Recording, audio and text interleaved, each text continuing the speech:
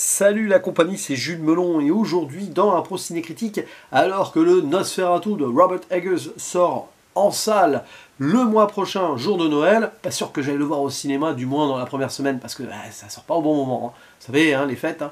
Eh bien, je vais quand même me replonger dans cet univers, non pas en évoquant les deux Nosferatu préalables, celui de Werner Herzog extraordinaire, sorti en 1979, et l'ultime originel de 1922 réalisé par Friedrich Wilhelm Murnau, tout simplement parce que j'ai déjà fait des vidéos sur la chaîne à leur sujet. Mais ici on est très en lien avec ce film culte allemand qui a fêté ses 100 ans il y a 2 ans, puisque L'ombre du vampire, Shadow of the Vampire, le métrage qui nous intéresse aujourd'hui est sorti en l'an 2000, et clairement l'envers du décor, le tournage de ce Nosferatu, réalisé par un certain Edmund Elias Marriage, qui a été connu au préalable pour un film d'horreur expérimental que je n'ai pas vu, et qui depuis n'a plus fait grand chose de marquant, visiblement. Et donc pour interpréter de vraies personnes, qui ont vraiment existé, qui sont rentrées dans la légende du cinéma, nous avons John Malkovich dans la peau de Murnau. Voilà.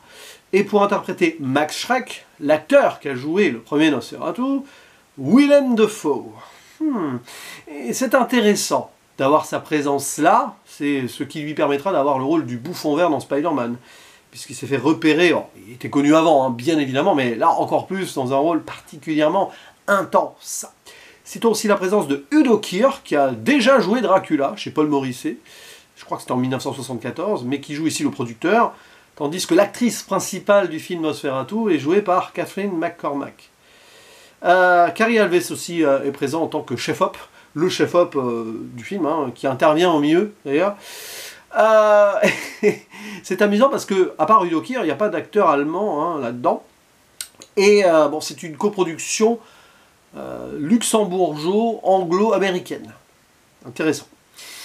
Alors, l'histoire, je l'ai plus ou moins déjà racontée. Nous allons assister à la création du mythe, mais pourquoi ce film est assez étonnant, c'est qu'il revisite totalement la réalité en partant d'une rumeur qui fut tenace à l'époque, comme quoi Max Schreck aurait été un vrai vampire, parce que sur le tournage, il quittait quasiment jamais son maquillage, et il était à fond dans son rôle, acteur studio avant l'heure, totalement imprégné de son persona, bon, comme beaucoup d'acteurs. Tant et si bien qu'ici, dans ce film qui nous intéresse aujourd'hui, eh bien on part du postulat que Max Schreck, oui, serait un vrai vampire, et que Murnau serait allé le chercher, et aurait passé une sorte de pacte avec lui pour réaliser le film ultime, avec une forme de réalisme absolu, genre imprimer la légende, quoi. C'est un peu fordien dans l'ambiance. C'est amusant de voir cela, parce que, indirectement, j'ai pensé à un film de John Carpenter, enfin un téléfilm, La fin absolue du monde, où Udo Kier joue dedans. Mais dans cette idée de ce que l'on va voir là, mais derrière, il y a une vraie histoire potentielle, la légende étant au-delà de la réalité.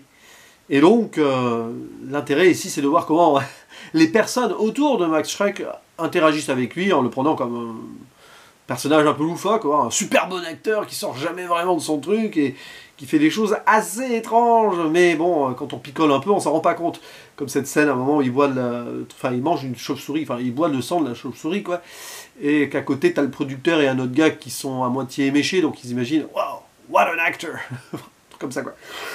Alors, moi j'adore ce postulat, cette idée, parce que, évidemment, là, on prend la légende Nosferatu, et tout ce que ça a engendré à l'époque, parce que Murnau était en avance sur son temps, il a fait un film qui est éternel, et quand on le voit après, et même à sa sortie, se demander peut-être comment ça avait pu être fait, et quand on voit la performance de Max Schreck en Nosferatu, en effet, on peut tout imaginer. C'est là où le cinéma prend une dimension autre, et qu'on peut croire à la limite qu'il y a des choses qui vont au-delà de l'acting, tant c'est ultime.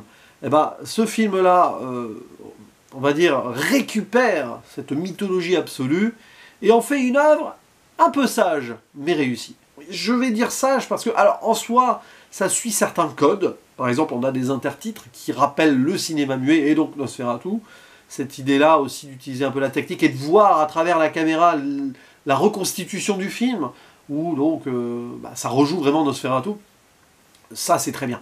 Mais il y a certaines scènes, bon, c'est presque versé vers une forme de comédie, ce qui est logique, parce que la réaction des gens autour, bon, dans la rationalité du délire, et vu que certains étaient, on va dire, portés vers quelques excès, que ce soit la drogue ou l'alcool, oui, tu vois l'extravagance, hein, comme on dit, de ces créateurs, de ces génies, et bien on va dire possédé, hein, d'une certaine manière, par son ambition, tant et si bien qu'il se possède lui-même, et se voit hanté par ce pacte et ce Max Schreck, qui donc, ici, est un vrai vampire. Et je trouve que, en fait, le film a du mal à dépasser son concept par moment, mais avec la performance globale et la façon de mettre en place l'ambiance, même si je pense que sur la réalisation, il aurait dû aller beaucoup plus loin. Alors, je n'ai pas vu son projet expérimental préalable, mais je pense que, du coup, sur le plan formel, il a été trop respectueux du matériau d'origine, le metteur en scène. Bon, après, ça reste forcément... C'est logique, il faut rester dans cette idée-là, parce que c'est clairement dans l'univers de Nosferatu. Mais oui, John Malkovich, qui est assez, d'ailleurs, sage aussi en lui-même, vu la personnalité de Murnau, mais il a des nuances, et vers la fin, c'est extraordinaire. Hein. Tout le dernier acte, la dernière séquence qui revisite, enfin, qui donne une autre dimension à la fin du vrai Nosferatu. Il n'y a pas de spoil ici, on ne peut pas spoiler un film comme ça. Sauf si vous n'avez pas vu le premier Nosferatu, mais bon, hein. C'est génial. Toute cette fin, j'en parlerai vite fait, mais sans vraiment rentrer dans tous les détails. Je ne vais pas faire une zone spoiler, quoi. Mais alors, Willem Dafoe, voilà. Willem Dafoe, qui devient Max Schreck et Nosferatu à la fois, étant d'ailleurs dans l'idée que les deux ne font qu'une seule personne, Willem Dafoe se fait lui-même, donc, c'est ça qui m'amuse beaucoup, le vampire. Et c'est vrai que quand on voit des films avec Willem Dafoe, alors je vérifie, j'ai quand même un immense doute, parce que je ne me suis pas trop intéressé en détail encore au projet de Robert Eggers, ne joue-t-il pas dedans? Oui, mais il ne joue pas Nosferatu dedans. C'est dommage. C'est dommage, j'aurais aimé l'idée. Mais peut-être que Robert Eggers n'a pas osé aller aussi loin. Mais quel acteur! Alors il a failli avoir l'Oscar, il a été nominé, il a eu un Golden Globe, je crois. C'est lui qui porte le film. Et la façon dont on joue avec son apparition, on l'aménage un peu comme c'est fait dans le Nosferatu de base, mais dès qu'il est là, il y a ce côté effrayant, flippant, un peu mélancolique, mais vite fait quand même, et amusant. C'est-à-dire qu'il y a aussi cette idée d'un décalage qui se fait. Et je me demande si c'est vraiment volontaire, mais oui, il y a une part de comédie noire dans cette œuvre. Et après, bah voilà, ce qu'il veut exactement, c'est amusant parce que c'est un petit peu ce que Dracula et ou Nosferatu voulait aussi dans les histoires qui sont contées.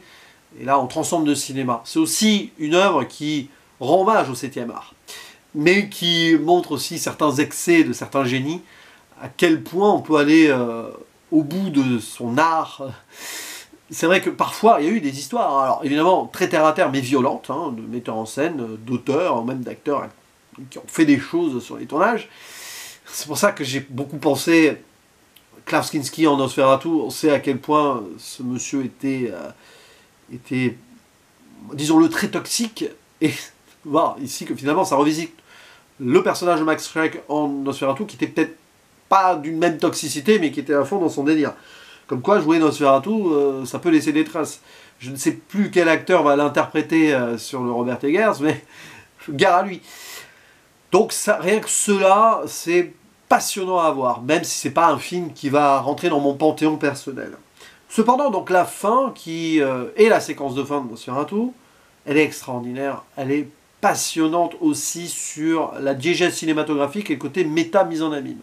À un moment, le personnage de Murnau, on va dire le personnage de Murnau du coup, dit que tout ce qui est hors de l'image n'a aucune existence. Donc il va essayer d'imprimer cela dans l'éternité. Et nous, on voit comment ça se met en place. On sait ce qui se passe par rapport à la légende qui nous est contée là. Mais nous, si on a en tête la fin du film de base, donc Nosferatu de 1922, tu vois ce qu'il a choisi, ou ce qui a été choisi, d'être conservé à l'écran. Et ça donne... Alors, ça revisite la réalité, c'est presque une forme alternative d'un autre Nosferatu qui pourrait être imaginé là. Mais c'est absolument intense dans sa construction, dans son montage, Rien que la scène de fin, de toute façon, vaut le film en tant que tel. Tu t'attends à ce que ça se termine comme ça, et c'est logique avec la fin du tournage, quoi. Et c'est brutalement exquis.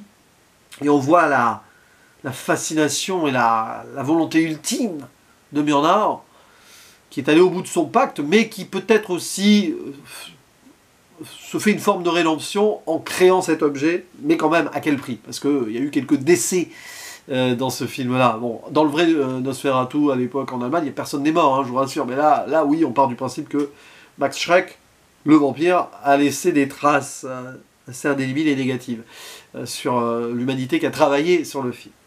Et donc voilà. Et puis, bon, évidemment, on montre aussi que Murnau avait été obsédé par le détail, tourné sur certains décors réels. Ça a un petit peu coûté de l'argent, je crois, à la production. T'as le producteur à côté qui essaye de gérer cela, mais il n'y arrive pas vraiment, parce que c'est le génie qui a le dernier mot. Et voilà, c'est exactement ce qu'on voulait voir dans un tel film. Donc l'ombre du vampire, c'est quelque chose de captivant. Alors, vaut mieux, je l'avoue, hein, avoir vu Nosferatu 1922 avant. Souvent, je dis, bon, un film peut se suffire à lui-même, à part une suite directe, mais... Hein, là, je pense que pour encore plus s'imprégner de l'ambiance, de l'expérience même, je dirais, parce que finalement, il avait fait quelque chose d'expérimental avant, le metteur en scène. Bah là, c'est une autre forme d'expérimentation, quand même beaucoup plus codée. Eh bien, oui, voyez le matériau d'origine avant, de toute façon, parce que c'est un grand film. Voyez même le Nosferatu de 1979, parce que la version d'Herzog est peut-être tout aussi bien autrement, hein, très autrement, que l'original. Et donc, voyez, l'ombre du vampire. Quant au Nosferatu de Robert Eggers, comme je le disais en intro, ça dépendra de ce que je fais pendant mes vacances, de quand je pars, de quand je reviens. Ne vous attendez pas forcément à une vidéo le jour J, mais peu importe, ce sera Noël de toute façon. Mais je le verrai, je le rattraperai, même 2-3 semaines après, s'il le faut. Ça sera intéressant. Même si j'ai quelques doutes sur le projet, on verra bien. N'hésitez pas à dire en commentaire ce que vous pensez de ce film et de tous les Nosferatu, du prochain, ce que vous en attendez, hein, faites ce que vous voulez, mais on va rester dans ce contexte-là. Et je vous dis à la prochaine, ciao!